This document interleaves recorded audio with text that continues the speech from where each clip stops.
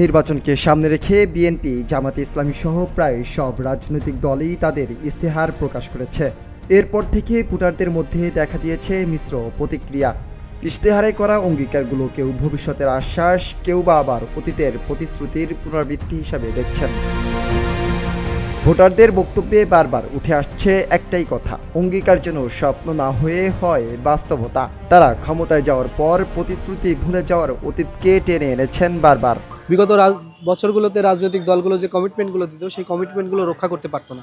আমরা বুঝতে চাই, আমরা জনগণ সাধারণ মানুষ হিসেবে রাজনৈতিক দলগুলোকে বুঝতে চাই, তারা যে কমিটমেন্টগুলো দিবে, তারা ইশতেহার 30 দফা ইশতেহার হোক আর 41 দফা ইশতেহার হোক, যাই দিক, সে যদি 2 দফা ইশতেহারও দেয় তাহলে সেটা যাতে সে যদি মেম্বার অফ পার্লামেন্ট হইতে পারে বা জনগণের ক্ষমতার জায়গায় বসতে পারে, তাহলে সেই ইশতেহার যাতে তারা বাস্তবায়ন করে, এটাই আমরা চাই। বেশ কয়েকজন ভোটার জানান, আগের সরকারগুলো ইশতেহারের বড় একটি অংশ পূরণ করতে পারেনি। অনেক প্রতিশ্রুতি আটকে গেছে আমলাতান্ত্রিক জটিলতা, রাজনৈতিক সমঝোতা কিংবা বিদ্যমান ব্যবস্থার সীমাবদ্ধতায়। ফলে ইশতেহার নিয়ে মানুষের বিশ্বাস প্রবল নয়। ভোটারদের একজন বলেন, অতীতে ইশতেহারের মাত্র 40 থেকে 50% বাস্তবায়ন হয়েছে। বাকি প্রতিশ্রুতিগুলো বাস্তবায়নের অভাবে থেকে গেছে কাগজেই। এর প্রভাব পড়েছে ভোটারদের মনোজগতে।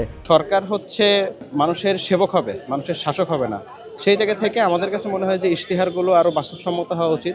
সকল রাজনৈতিক দলের ইশতেহারই আসলে তারা যেটা বাস্তবায়ন করতে পারবে আগামী পাঁচ বছরে, সেই ধরনের ইশতেহারগুলো আসা উচিত।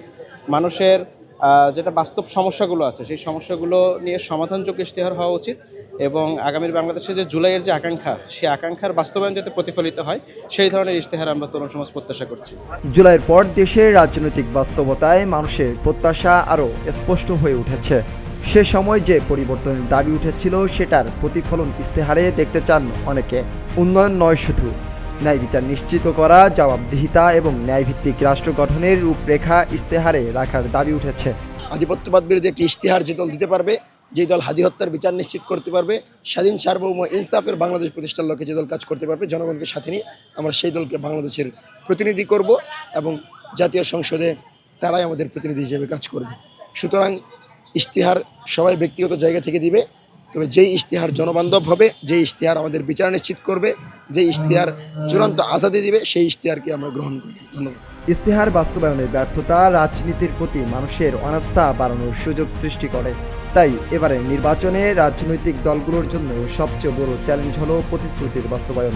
ভোটারদের স্পষ্ট বার্তা, প্রতিশ্রুতি কম হলেও বিশ্বাসযোগ্য হোক, কারণ তারা আর আশ্বাস নয়, পরিবর্তনের বাস্তব চেহারা দেখতে চান। প্রতিশ্রুতির কাগজে স্বপ্নের রঙে মেখে আছে ইশতেহার, কিন্তু বাস্তবের রোদে সেই রং টিকে থাকবে কিনা সেটাই ভোটারদের শঙ্কা। শেষ কথা বলবে ব্যালটেই, যেখানে কবিতার নয় বরং সত্যেরই পরীক্ষা হবে। ফয়জুল্লাহ ফয়সাল, প্রতিদিনের বাংলাদেশ, ঢাকা।